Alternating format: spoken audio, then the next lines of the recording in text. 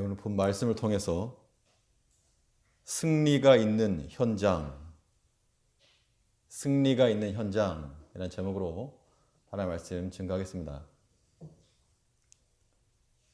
어떤 사건이나 사고가 발생했을 때 그 이야기를 신문이나 혹은 인터넷을 통해서 기사를 읽는 것과 현장 중계 카메라가 들어가지고 실상을 보는 것은 다릅니다.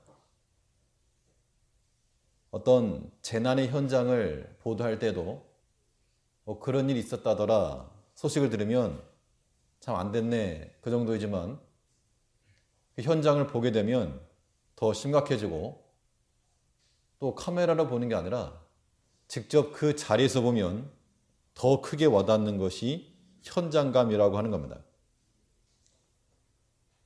그러니까 좋지 않은 일, 재난이라 할지 그런 것에도 현장에서 보면 다르고 또 반대로 즐거운 일, 승리에 속한 일을 경험할 때에도 그냥 TV로 보는 것과 실제로 참여해서 보는 것이 다르다는 겁니다. 그래서 어떤 일을 잘 이뤄가려면 현장을 우리는 보고 또 경험해야 됩니다. 그러면 이 탁상 공론, 실무 경험이 없는 사람들이 어떤 지도자들을 맡으면 실전 경험이 없기 때문에 머리에서 나오는 거, 이론적인 거, 그런 것들이 판을 치게 되는 겁니다. 우리 실제적인 삶에도 현장이 필요하고 또 우리 성경의 여러 장면을 보아도 거기에 승리가 있었던 모든 곳들은 공통적으로 승리의 요인이 될 만한 것들이 다 있었다는 겁니다. 우리 영적인 싸움을 싸우고 또 이기는 싸움을 싸우기 위해서 그 승리의 발판을 마련하는 것, 이것이 영적 싸움을 싸우는 기본 자세가 되는 겁니다. 그러면 그러한 승리 현장에는 어떠한 요소들이 발판으로 자리 잡고 있는가? 우리 개인 신앙이나 특별히 공동체 신앙 가운데서 어떠한 모습을 가지고 있는 것이 우리로 하여금 승리를 경험케 할 것인가? 본 말씀을 통해서 살펴보겠습니다. 첫째는 이 앞장서는 수고가 있을 때 거기에서 승리를 경험하는 겁니다. 앞장서는 수고가 있으면 그 공동체 전체가 선한 방향으로 나아갈 수가 있고, 그렇지 않고 다들 말로만 앞서고 실제로 행동에 임하지 않는 경우는, 그런 경우에는 긍정적인 좋은 역할을 발할 수가 없다는 겁니다. 마치 개척자의 심령과 같은 마음을 가지고 앞서서 길을 걸어갈 때 혹은 길을 열어갈 때 그때 우리에게는 좋은 길이 마련되는 겁니다. 이런 역할은 특별히 앞선 자들, 이 지도자들에게 특별히 요구가 되었는데요. 오늘 읽었던 사사기 5장은 이스라엘의 네 번째 사사였던 드보라와 바락이 가나안 왕 야빈을 이긴 후에 부르는 찬송시입니다. 찬송시. 네, 찬송의 노래인데 이 노래 속에 하나님께서 어떻게 역사하셨는지 또 그들이 어떤 상황 가운데서 하나님 이기게 하셨는지를 잘 보여주고 있습니다. 1절을 보니까 이날에 드보라와 아비노함의 아들 바락이 노래하여 가로되, 사사기 4장에서 이 철병거 900승을 앞세운 야빈의 군대 장관 시스라가 쳐들어왔을 때 여선지 드보라가 일어나서 제일 먼저 바락을 불렀습니다. 내가 가서 싸워라. 그랬을 때 이 바락이 당신이 나와 함께 가지 않으면 가지 않겠다. 그래서 같이 갔죠. 그래서 승리를 얻은 후에 부른 노래인 겁니다. 2절을 보시면 이스라엘의 두령이 그를 영솔하였고, 이 전투의 특징 가운데 하나가, 이 승리 가운데, 승리 원인 가운데 하나가 이스라엘의 두령들이, 이 두령이라 말하면 지도자들 혹은 앞선자들이라는 의미가 되는데, 그 이스라엘의 두령이 그를 영솔하였고, 이 영솔하였다, 이 말은 힘 있는 자들이 힘을 다했다는 그 얘기입니다. 힘쓸 자들이 힘을 썼다, 그 얘기죠. 힘쓸 자들이 힘을 다 쓰니까 당연히 거기에는 승리가 있다는 겁니다. 사사시대에 이런 일이 있다는 것뿐만 아니고, 이 오늘날 우리가 신앙생활 가운데서 주를 위하여 일을 한다, 우리가 주의 일을 한다고 할 때에도 힘을 써야 될 사람들이 힘을 써 주어야 됩니다. 특별히 이스라엘의 두령들이 지도자 같은 사람들이죠. 혹은 다른 일반 백성들보다는 좀 더 책임감과 사명감과 혹은 그런 지도력을 가지고 있었던 그 사람들이 다 나서서 자기가 감당할 몫을 감당했다는 겁니다. 그러면 이기는 겁니다. 근데 만약 우리가 다들 손님 같은 마음은 많은데 이 주인과 같은 마음을 가지고 섬기는 자가 없으면, 식당에 갔는데 다 앉아만 있고 뭘 준비해 주는 사람 없으면 그냥 빈 숟가락만 들고 있다 나올 것입니다. 우리의 개인적 신앙이나 우리 교회 공동체도 마찬가지로 앉아서 대접받는 것은 편할지 모르나, 그러나 승리의 역사라고 하는 것은 수고하는 수고가 있어야 한다는 겁니다. 그럼 누가 할 것인가, 누가? 이 먼저 오늘 본문에 있는 것처럼 이스라엘의 두령이 영솔하였고, 드보라와 바락, 또 그와 함께 전투에 임하였던 그런 지도자들, 그들이 먼저 나섰다는 겁니다. 사실 각자의 환경이 다르죠. 삶도 다르고 형편이 다르고 자기 입장이 다르고 위치가 다르고, 하지만 한 가지 공통인 것이 있었는데 바로 주를 위한 마음, 이 하나가 공통이었다는 겁니다. 그러니까 어떤 위치에서든지 주의 일을 위해서 쓰임받을 수가 있었죠. 이것이 바로 우리가 가지고 있어야 될 앞장서는 수고라고 하는 겁니다. 이거는 비단 누구 어느 한 사람을 가리켜서 하는 게 아닙니다. 당연히 목회자도 목사도 그 누구보다 앞장서는 수고를 해야 될 것이고, 장로님들이나 또 권사님들, 집사님들, 누구라도 누구라 할 것이 없이 다 힘 있는 자들이 힘을 다할 때, 그때 하나님께서 승리 주시는 겁니다. 구체적으로 어떻게 힘을 다했는가? 오늘 본문에 나오는 그 당시 있었던 이 드보라 사건, 이 시스라와의 싸움에 있어 참여했던 사람들의 몇몇 사람을 보면서 살펴보겠는데요. 먼저 이 드보라 같은 경우는, 드보라는 어미의 마음을 품고 백성들을 지도했다 그랬습니다. 본문 7절 말씀을 보시면 사사기 5장 7절에서 이스라엘의 관원이 그쳤더니 나 드보라가 일어났고 내가 일어나서 이스라엘의 어미가 되었도다. 이스라엘 어미가 되었다라고 하는 말은, 이건 신약에 보면 바울 사도가 내가 마치 아비의 마음, 아비의 심정을 가진 것 같다라고 하는 것 같은 의미입니다. 이 드보라 이름의 뜻이 뭐라 그랬습니까? 드보라 이름의 뜻은 꿀벌. 이 가정이 있었던 평범한 그러한 한 여인이었습니다. 평범한 가정주부였기 때문에 돌아볼 가정이 있고 또 함께하는 식구들이 있었다는 얘기입니다. 어떻게 보면 평범한 거예요. 평범한 삶. 그런데 이 드보라에게는 한 가지 특징적인 것이 있었는데, 이 드보라가 앉아있던 장소, 드보라가 항상 자리 잡고 있던 그 장소가 어디였는가 하면요, 4장에 보면 나무 한 그루가 나오고 있는데, 그 나무를 가리켜서 드보라의 나무, 드보라의 종려나무라고 부르고 있습니다. 사사기 4장 5절을 보시면 앞에 사사기 4장 5절에서 4장 5절에 4절부터 보겠습니다.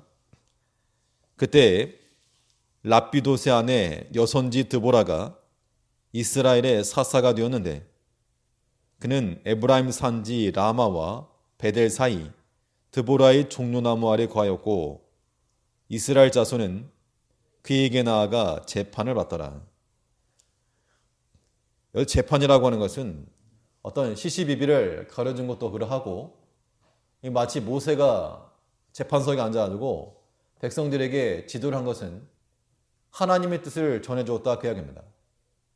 또 백성들이 하나님의 뜻이 무엇인지를 물으러 나왔을 때 하루 종일 앉아가지고 백성 이 재판자를 앉았다 그랬는데 이 드보라도 마찬가지로 여 선지자로서 그 종려나무 아래 앉아서 이 종려나무라고 하는 것이 대추야자 나무라고 그러죠. 여기서 이제 꿀을 얻는다는 겁니다. 그러니까 이 꿀나무 아래서 꿀벌 두보라가 하나님의 꿀 같은 말씀을 전해준 그런 장면이 나온 거죠. 근데 이 나무를 가리켜서 무슨 나무라 그랬는가 하면요. 그냥 종려나무 하지 않았고 5절에 보니까 4장 5절에 보니까 드보라의 종려나무. 이게 드보라가 심어서 드보라의 종려나무를 그랬을지도 모르지만 그런 의미라기보다 그가 항상 나가서 항상 앉아있던 그 자리. 그래서 언제 어디서 누가 오더라도 그 자리에 앉아서 백성들을 위해서 하나님의 꿀과 같은 말씀을 전해주던 그 선지자 드보라를 보았기 때문에 사람들이 그 나무를 드보라의 종려나무다라고 불렀다는 겁니다. 그러면 최소한 드보라는 그 종려나무 자리를 이탈하지 않고 잘 지켰다는 얘기죠. 물론 하루 종일 24시간 동안 그 자리에만 있었던 건 아니겠지만 당연히 가정이 있었고 개인적인 일도 있었겠죠. 그래도 백성들이 왕래하고 출입하는 그 시에 그 자리에 앉아서 하나님의 뜻을 물으러 나오는 사람들에게는 하나님의 뜻을 전해줬다는 겁니다. 이 자신의 자리를 지킨다는 거 충성의 가장 기본이죠. 기본 중에 기본. 자기 자리를 지키지 아니하면 이건 마치 이 천사가 범죄해서 자기 초소를 떠난 것 같은 겁니다. 그 자리를 지킨다는 것은 어떻게 가능한가? 자리에 대한 욕심 때문에 지키는 게 아닙니다. 만일 자리에 대한 욕심이 있다 그러면 그런 사람은 그 욕심에 의해서 언제든지 내가 내려놓고 싶을 때 내려놓는 겁니다. 그러나 그 나무를 가리켜 드보라의 종려나무라고 부를 만큼 그 이 명칭이 붙었다는 것은 그의 개인적 상황에 개의치 않고 하나님을 향한 경외감과 백성들을 향한 사랑, 또 하나님 말씀을 물으러 오는 저들을 향한 긍휼히 여기는 마음, 또 내가 이 자리 지키지 않으면 칼산에 없기 때문에 5장 7절에 보는 것처럼 이스라엘의 관원이 그쳤더니 사람이 없다는 겁니다. 일할 사람이 없고 이 일을 감당할 사람이 없기 때문에 그 책임감과 사명감을 가지고 그 자리를 지켰다 그 이야기입니다. 오늘날 우리가 이 하나님께서 맡기신 이 자리를 지키려고 하는 것에도 마찬가지입니다. 바울은 자기 자신의 심정을 가르쳐서 아비의 마음을 품은 자라고 표현했는데 이 드보라가 내가 이스라엘의 어미가 되었다라고 하는 말과 같은 맥락이죠. 바울은 고린도전서에서 그리스도 안에 1만 스승이 있으되 아비는 많지 아니하니 그리스도 예수 안에서 복음으로써 내가 너희를 낳았습니다. 내가 너희에게 아비와 같은 마음으로 아버지 같은 마음이라고 하는 것은 사랑이죠. 또 책임감이고 보호자와 같은 그런 마음이라는 겁니다. 좋은 것을 먹이고 싶어하는 그런 마음인 것이고. 그러니까 드보라는 똑같은 마음인 거죠. 그러니까 바울과 같은 그 마음을 가지고 항상 그 종려나무 자리에 앉아서 하나님의 말씀을 전해주었다. 이것이 드보라가 감당할 앞장서는 수고였다는 겁니다. 그 당시 모든 사람이 그 종려나무 자리에 앉아서 가르친 거 아닙니다. 하나님께 특별히 이 드보라에게는 그러한 마음을 줬고 그러한 감당할 수 있는 상황을 줬고 사명을 줬기 때문에 감당한 겁니다.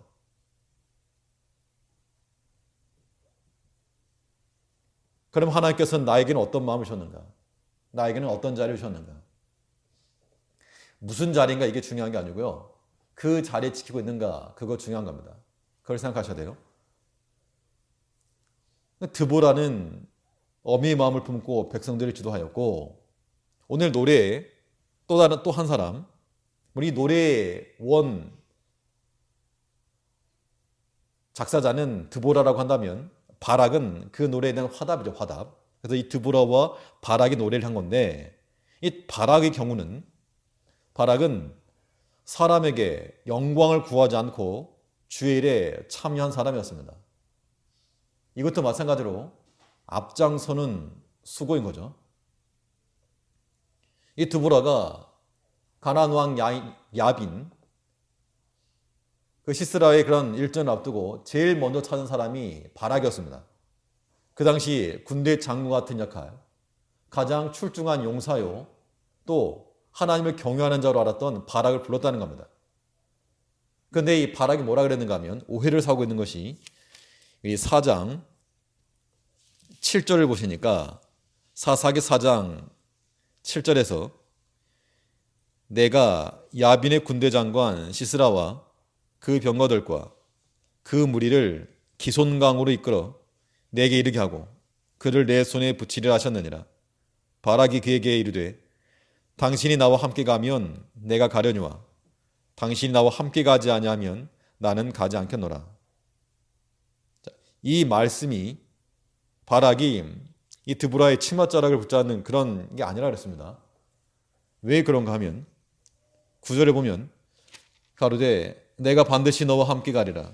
그러나 내가 이제 가는 일로는 영광을 얻지 못하리니 이는 여호와께서 시스라를 여인의 손에 파실 것임이니라 하고 드보라가 일어나 바락과 함께 게데스로 가니라.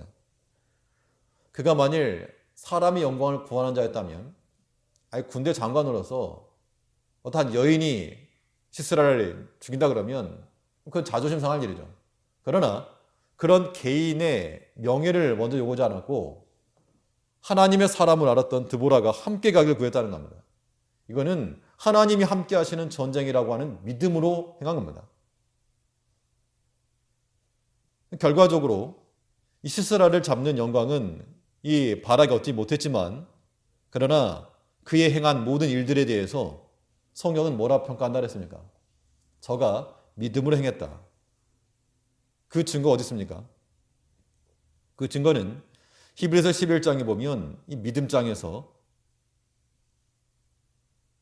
이 신앙 인물들 쭉 나눠다가 사사시대 와가지고는 사사시대의 4인방을 말하겠죠. 기드온, 바락, 삼손과 입다 그리고 사무엘과 다윗의 일을 말하려면 내게 시간이 부족하겠다. 이 바락을 기드온과 같은 삼손과 입다와 같은 그러한 사사 위치에 올려놨다는 겁니다. 그러니까 그가 그 당시 이 전쟁을 통해서 당연히 사울이 죽인 자는 천천히요 다윗은 만만이라 아무튼 적장을 잡은 사람이 영광을 얻게 되어 있는데 이 바락은 그걸 구하지 않았다는 겁니다. 만약 그것이 목적이었다 그러면 내가 영광 얻지 못한다 이 말 들었을 때 그럼 나 안 간다 이런 마음 가지고 돌아섰을지 모르지만 그거 개의치 않고 나가서 끝까지 쫓아가서 다 불살라서 이겨냈다 그랬죠. 그래서 마침내 야빈을 이겼다. 진멸했다. 마침내 진멸했다. 즉 이 바락은 자기 자신이 얻고자 하는 그런 명예, 영광이 아니라 이 전쟁을 하나님이 하신다. 내가 영광 얻지 못해도 하나님이 영광 얻으시면 된다.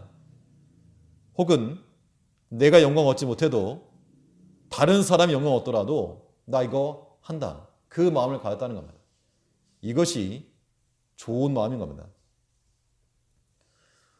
오늘 우리가 주일을 한다고 할 때 다 같은 동역자들이요 함께 주일을 한다 하지만 내가 일했는데 다른 사람이 영광 받고 박수 받으면 기분이 좋을 사람이 많지 않을 겁니다. 내가 했는데 왜 저 사람은 제주는 곰이 부리고 엉뚱한 사람이 이득을 본다.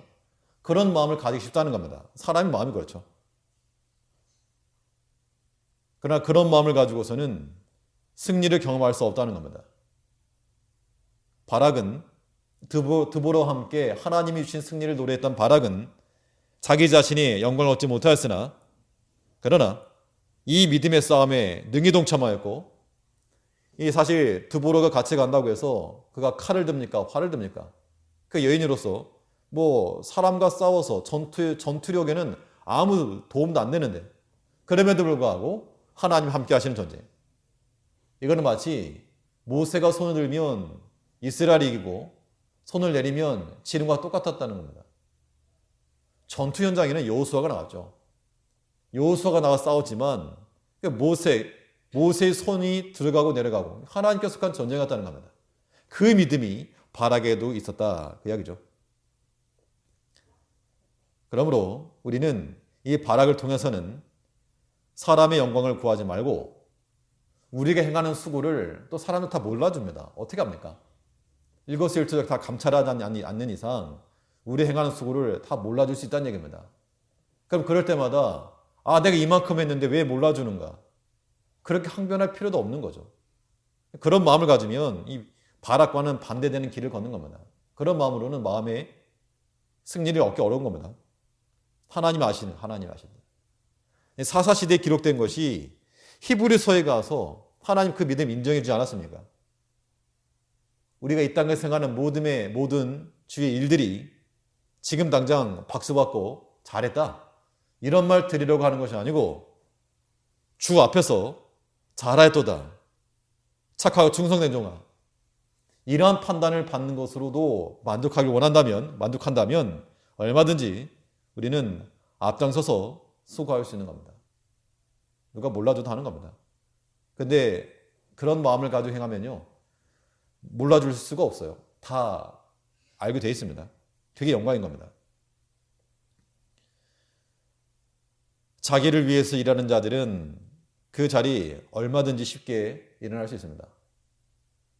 그러나 주를 위해서 일하는 자들은 거기에 사명감 있고 책임감 있고 내게 비록 영광이 들어오지 않아도 끝까지 감당해 나간다는 겁니다. 아무쪼록 우리 제일교회 속한 특히 이 자리에 계신 모든 주의 일꾼들은 드보라 같은 마음으로 또 바락과 같은 마음으로 어미의 마음을 품고 또 아비의 마음을 품고 그 영광을 지금 당장 내가 얻지 못할지라도 끝까지 주께서 맡기신 그 믿음의 현장 자리를 지켜낼 줄 아는 그것이 수고라고 하는 겁니다. 다른 수고 말고 이 일을 잘 감당하는 우리가 되어야 되겠습니다. 또 한 사람만 살펴보면요. 이 삼갈입니다. 삼갈은 이 사사시대에서 세 번째 사사로 등장했습니다. 첫 번째 사사가 온니엘, 구산 리사다임을 압제해 받았을 때 하나님 구원자로 들었었고 두 번째 사사는 에훗이죠. 모압 왕 에글론 압제하에서 왼손잡이 에훗이 칼로 그를 죽이고 구원했습니다.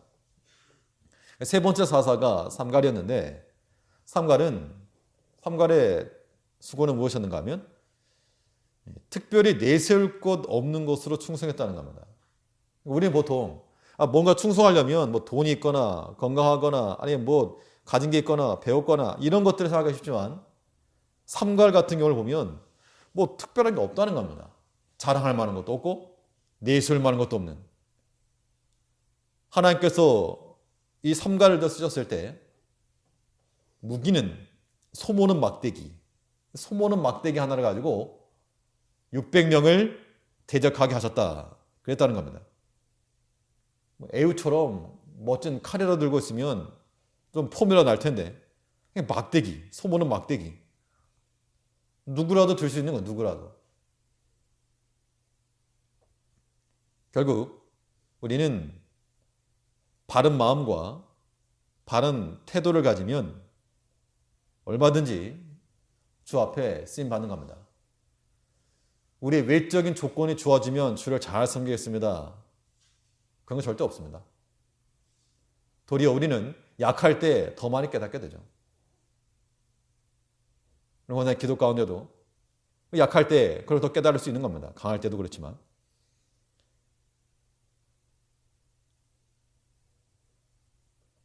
내가 어디에 쓸모 있을까? 나 같은 사람을 어디다 써먹을 수 있을까? 그런 걱정은 내가 할 게 아니고 하나님 걱정이니까 그런 걱정을 하지 말고 이런 나라도 이 부족한 것이라도 하나님께서 어떻게 사용하실까라고 하는 그 기대감을 가지고 하나님 앞에 쓰임받기를 간구해야 된다는 겁니다. 이것이 우리 기도 제목이 되어야 됩니다. 우리 외적인 조건이 좋으면 그때 잘 섬기겠습니다. 아니라, 절대 아니라는 거예요. 절대 아닙니다. 그건. 환경이 좋아진다고 해서 잘 섬기는 게 절대 아니고 주를 향한 마음이 있는가? 특별히 내세울 것도 없고 자랑할 것도 없고 큰 일을 감당할 수 없어도 우리는 주님께 이런 자라도 들어 사용할 주기를 간절히 간구하는 마음을 가지고 나가면 하나님께서 우리에게도 그 승리의 경험 주신다는 겁니다. 두보라만 영광 얻은 게 아니고요. 바락이나 삼과 같은 사람도 또 뒤에 보면 나오겠지만 사사로 부름받던 사람들이 그 당시에 비난받고 외면받고 사회적으로 낮았던 사람들이 있었다는 겁니다. 결국 중요한 것은 하나님 향한 마음인 거죠. 바른 태도가 중요하다는 겁니다. 이제 우리가 주 안에서 하나님께서 우리에게 주신 그 마음과 사명감을 가지고 앞장서서 수고하고자 하는 그 마음 버리지 마시고 내가 들었다 놨다 할 수 있는 자리가 아니라 주께서 내게 명하신 것인 줄 알고 주를 생각하는 마음으로 끝까지 나는 비록 부족하고 약할지라도 이런 나라도 들어 사용하실 하나님을 기대하는 마음을 가지고 신앙생활을 나가는 모든 우리 성도들 되시기 바라겠습니다.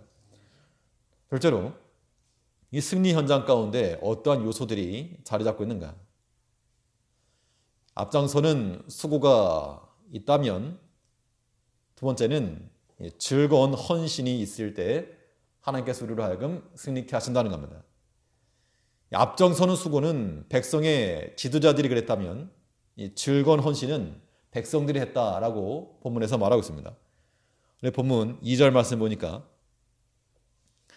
이스라엘의 두령이 그를 용서하였고 백성이 즐거이 헌신하였으니 여호와를 찬송하라. 이 백성들이 그 두령들과 함께 즐거운 마음으로 헌신했다 했고요. 9절 말씀에도 보면 내 마음이 이스라엘의 방백을 사모함은 그들이 백성 중에서 즐거이 헌신하였음이라. 여호와를 찬송하라. 그러니까 그 공동체 내에서 힘써 나갈 사람들은 힘써 나갔고 또 뒤에 있던 백성들도 한 마음이 되어서 즐거운 헌신, 즐거운 마음으로 헌신했다. 이게 중요한 겁니다. 즐거운 마음으로 행하는 자들이 있는 곳에는 승리가 따라오는 겁니다.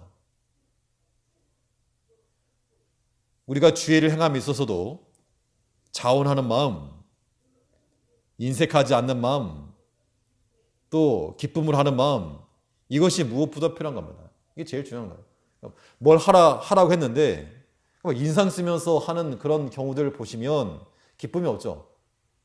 뭐 아무튼 애들한테 방 좀 청소해라 그러면 예 하고 하면 좋은데 막 오만상을 찌푸려 가면서 그러면 이거 참 기쁘지 않은 겁니다. 부모 입장에서 보면 해놓고 욕을 먹을 수도 있죠. 우리의 모든 수고와 모든 헌신이라고 하는 것은 즐거운 마음을 행하는, 주를 향하여 드리는 그 즐거운 마음을 행하는 그런 마음이 되어야 됩니다. 그래서 즐거움과 평안이 있으면 그건 이기는 것이고 마음이 불편하고 염려가 되고 불만이 쌓이고 그럼 진 겁니다. 아무리 외적인 좋은 성과를 얻었다 그래도 우리 마음이 평안하지 않으면 그건 아무 쓸모도 없는 겁니다.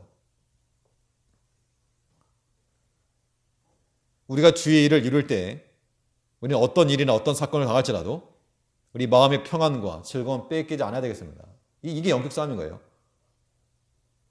신명기 28장을 보면 축복과 저주의 말씀이 나오고 있는데 신명기 28장 27절을 보니까 어떤 말씀이 있는가 하면 내가 모든 것이 풍족하여도 기쁨과 즐거운 마음으로 내 하나님 여호와를 섬기지 아니함을 인하여 저주했다 그 얘기입니다. 너희가 저주받은 이유가 무엇이냐? 내 모든 것이 풍족해도 기쁨과 즐거운 마음으로 하나님 섬기지 않은 거, 그것이 저주의 원인이었다는 겁니다. 우리가 하나님 섬긴다 할 때 의무감으로 하는 것도 있죠. 사실은 여기 나오신 분들도 의무감으로도 나오셨겠죠. 당연히. 그러나 그 의무감 밑자락에는 당연히 하나님 향한 즐거운 마음, 또 기쁜 마음, 이런 게 있어야 되고, 이게 넘쳐야 됩니다. 마치 솟아오르는 샘과 같이. 우리는 풍족한 두 손을 추구할 것이 아니라 우리 마음이 즐거움이 있는가, 평안이 있는가, 감사가 있는가, 아무튼 없으면 파는 겁니다. 원전 파서 아무튼 원유 나올 때까지 파 들어가는 것처럼 우리 마음에 하나님 향한 감사와 평안과 즐거움이 나올 때까지 묵상하고 우리 마음을 파고 들어가야 됩니다. 거기에 이제 이김이 있다는 얘기죠. 이 즐거운 헌신이라고 하는 거, 우리 마음이 즐거운 것뿐만 아니고 또 주를 향하여서 즐거운 마음으로 헌신, 자신을 드릴 때, 자기 자신을 드릴 때 승리가 따라온다 그랬습니다. 2절에 있는 것처럼 이스라엘의 두령이 그를 용서하였고 백성이 즐거이 헌신하였으니, 헌신이라고 하는 것이 뭐 헌신 예배도 드리고 또 헌신 예배 좀 와달라고 부탁도 받긴 했는데, 가서 무슨 말 할까 생각 중에, 헌신하려면 자기 자신 드려야 된다. 자기 자신을 드릴 마음도 없이 헌신 예배 드리면 그거 합당하지 않다. 이런 말 하면 별로 안 좋아하겠죠. 헌신이라고 하는 말 자체는 우리 자신을 드리는 겁니다. 자신이 드리는 것. 드릴 때 즐거운 마음으로 드려요. 즐거운 마음으로. 그래서 우리 자기 자신을 하나님의 도구로 삼아서 하나님의 도구로 변화시켜 하나님께 드릴 때 하나님께서 하나님의 방식으로 이기게 하시고 우리에게 그 승리의 즐거움 함께하게 하신다는 겁니다. 그래서 참 좋은 공동체라 함은 두령들은 용서를 하고 백성들은 즐거이 헌신하고, 이 두 박자가 잘 맞을 때 그 개인도 복이요, 그 공동체는 말할 것 없는 복인 겁니다. 하나님께서 기뻐하실 겁니다. 그래서 우리 앞장설 자는 앞장서고 뒤에서 따를 자들은 즐겁게 따라가는 마음을 가지고 하나님을 기쁘시게 하는 이 구원의 일에 동참할 수 있는 우리 제일교회가 되어야 되겠습니다. 셋째로, 이 승리 현장에 어떠한 요인들이 있어야 되겠는가? 세 번째로 생각해 볼 수 있는 요소는 믿음의 연합입니다. 믿음의 연합. 연합이라고 하는 말씀은 자주 나오죠. 믿음의 연합이 있을 때 그 공동체 내에 승리가 주어지는 겁니다. 주 안에서 같은 마음을 품어라. 같은 마음 품어라. 사람이 다른데 어떻게 같은 마음을 품을 수 있을까? 그러니까 방법은 하나밖에 없는 거죠. 사람이 다른데 어떻게 한 마음이 되겠는가? 당연히 안 되는데, 그래서 주 안에서 한 마음을 품어라, 그 이야기입니다. 두령들과 백성들이 하나가 되었고, 또 바락의 군대와, 이 바락만 나와 싸운 게 아닙니다. 두보라가 말할 때 바락에게 너 혼자가 싸우라 하지 않았고, 이 바락에게 말하기를 스불론과 납달리 지파 같이 가라 그랬습니다. 스불론과 납달리 너네도 같이 가서 싸워라. 그러니까 이 스불론과 납달리도 같이 가서 싸웠다 그랬습니다. 이 바락의 군대와 다른 지파들도 한 마음을 품고 같이 싸웠다 그랬죠. 우리 13절을 보시면 13절과 14절을 보니까 그때의 남은 귀인과 백성이 내려왔고 여호와께서 나를 위하여 용사를 치려고 강림하셨도다. 에브라임에게서 나온 자는 아말렉의 뿌리 박힌 자요, 그 다음에 베냐민은 너희 백성 중에 섞였으며 마길에게서는 다스린 자들 내려왔고 스불론에게서는 대장군의 지팡이를 잡은 자가 내려왔도다. 스불론과 이사갈 뒤에 쭉 나오게 되면 그 싸움에 함께 동참했던 백성들, 지파들이 나오고 있습니다. 물론 안 한 것도 있었지만요. 그 믿음의 연합을 가지고 서로 형제들끼리 한 마음을 품고 한 대우를 이루고 나갈 때 거의 이김이 있었다. 그러니까 우리가 사람과의 관계에서도 이 믿음의 공동체 구성원들 가운데서도 절대 결코 결단코 그러니까 나뉘어지는 거 절대 안 좋습니다. 절대 안 좋습니다. 하나님 기뻐하시지도 않고. 이 한마음 품는 일에서 빠져나가는 자가 되어서 안 됩니다. 만약에 심판할 게 있으면 하나님 심판하실 겁니고 우리 한마음 품도록 힘을 써야겠죠. 근데 연합이라고 하는 것에는 사람과 연합만이 아니고 하나님과 연합도 승리의 핵심 요소인 겁니다. 당연히 하나님과 연합, 또 믿음 형제들과 연합, 이 두 가지가 동시에 중요하죠. 13절 말씀 다시 보시면 그때의 남은 귀인과 백성이 내려왔고 여호와께서 나를 위하여 용사를 치시려고 강림하셨도다. 하나님의 영에 감동하심을 받아 이 싸움을 싸워냈다 그 이야기입니다. 물론 드보라가 직접 칼 들고 나간 싸운 건 아니지만 그 전장에 함께해서 함께 독려하고 함께 손을 들어 기도하는 것까지도 함께 전투한 겁니다. 그러니까 우리는 직접 나가서 싸우는 것도 중요하고 또 옆 곁에 서서 한 마음으로 마음을 품고 함께 기도하는 것도 중요한 겁니다. 여호와께서 나를 위하여 강림하셨도다. 그 싸움이 하나님께서 싸우신 싸움이었고 그 승리 또한 하나님이 주신 승리였다라고 하는 것에 대한 명확한 설명이죠. 하나님 함께 하셨기 때문에 이겼다는 겁니다. 우리 가운데 하나님이 함께하지 않으시고 잘되고 이기는 그런 싸움을 싸울 사람이 없다는 겁니다. 뭐 한두 번이야 그럴 수 있어도 그건 영원한 승리가 될 수 없습니다. 반면 하나님께서 우리와 함께 하시면 우리 뭐 다 죽었다. 더 이상 살 길이 없다. 그런 상황 가운데서라도 하나님께서 반드시 이기게 하실 거라는 겁니다. 그런 믿음이 우리 가운데서 사라져서 안 됩니다. 내가 하나님께 버림받았는가? 이 백성들이 다른 나라의 지배를 받을 때 뭐 한두 달 받은 게 아니잖아요. 8년을 받기도 했고 또 18년을 받기도 했고 20년을 받기도 했고 그 시간 동안에 큰 압제를 받았을 때 이제 우리 자녀들 어떻게 살 것인가? 하나님 우리 버리셨는가? 그러나 하나님께 그들을 버리지 않으시고 구원자를 보내셔서 반드시 구원해 내셨다는 겁니다. 이것이 하나님께서 자기 백성을 사랑하시는 방식인 겁니다.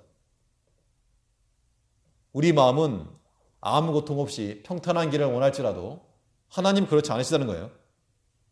그러니까 하나님께 온전히 맡기고 연단받게 하실 때 연단받고 또 기도케 하시면 기도하고 또 가슴을 치면서 통곡할 때 통곡을 하고 해서 하나님과의 강한 연대를 이루고 또 믿음의 사람들과 함께 또한 기도하며 믿음의 연합이 일어나갈 때 하나님께서 반드시 우리에게 이김을 줄 거라는 겁니다.